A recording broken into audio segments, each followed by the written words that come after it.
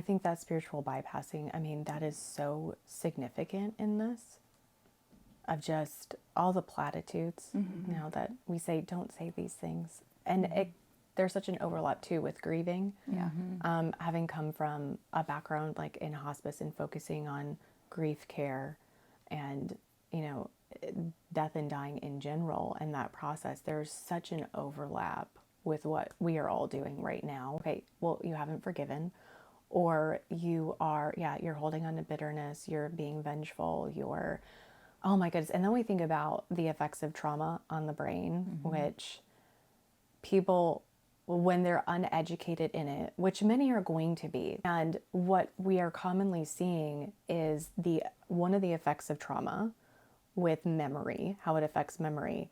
And then the person is seen as lying because they're not recalling the full story right away when they are sharing it. They're recalling these different blips and snippets. And well, that's the effect of trauma on the brain and how we're designed. Yeah. And so in time, yes, we will remember more things, different things will come into place. And then it's seen as, well, you're adding to the story and the person becomes untrustworthy. And I would compare that to like what we see in the 4 Gospels, right? The Synoptic Gospels. Like there are differences that actually help us to know that it's true. And we see that in a trauma survivor as they are moving forward in their process. But one of the things that I'm thinking of when you say that is like the effects on the brain and trauma is that that's actually like good and helpful for the individual who has gone through all this pain and grief, because it's actually protecting them in a lot of ways through what they've gone through, and being able to say, okay, this is what I know right now, and as I work through my grief and pain and trauma, like I might be able to put more words to certain things. Maybe not, but maybe I will. And I also think in the same vein, when we're talking about grief and lament, the idea of incorporating grief into your life, meaning like when you're talking, Naomi, about like people want to go back to homeostasis. Well, like you said, it might not have been good. So that might not be the best thing to do. So having worked with people through lots of different types of grief, I would say integrating grief into your life, integrating the new experience into your life makes you a different person who sees things differently already in your experience. And so you're going to go forward with that, but you need time to integrate it. The blaming the victim culture has been around for so long that one of the things that I'm seeing too is a compounding trauma to telling your story, because you're anticipating in the moment the concerns about what am I going to face once this is out there. And so the act of telling your story becomes traumatic in that sense.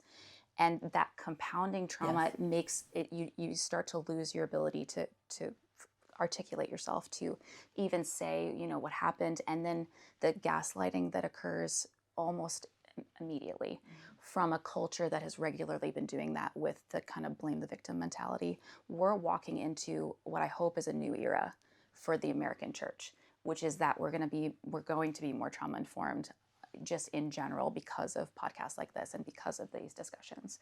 And so hopefully that entire culture will shift. But as it sits right now, as far as I'm concerned, that's still present. And so when they are telling their story, they are facing a reality that says, I am going to walk out of this room potentially way worse in my life simply for telling the truth than when I initially entered it. Yes. So as you said at the beginning, with the bravery of these individuals actually willing to come forward and giving a comfort to the other ones who are out there, because we know how many, because we were taking care of them all the time. Yes. And sometimes these groups never get exposed. They spend their whole lives never having anybody care for them. I want to be mindful of that moment, and for churches to understand, like, once this person comes into your office to even say this is going down, like, that moment is a moment of trauma. Yes. So we have to be really, really careful how we treat that person, and that it doesn't become, well, let's poke at your story to make sure you're telling the truth. Like, that is a completely inappropriate way of the initial reaction. Should not be, let's treat this like you're on the stand in a courtroom. to see if this is truthful. Like, just let them tell their story, slow everything down, care for the victim, and then we move together as a body of Christ to come around them to help them heal, right? We don't turn it into, we need to figure out exactly what happened, like there was a video camera in the room when all this went down. Yeah.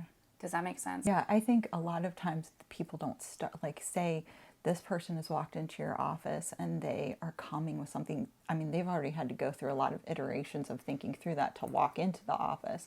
But then in that moment, I think the appropriate response is, are you okay? Yeah.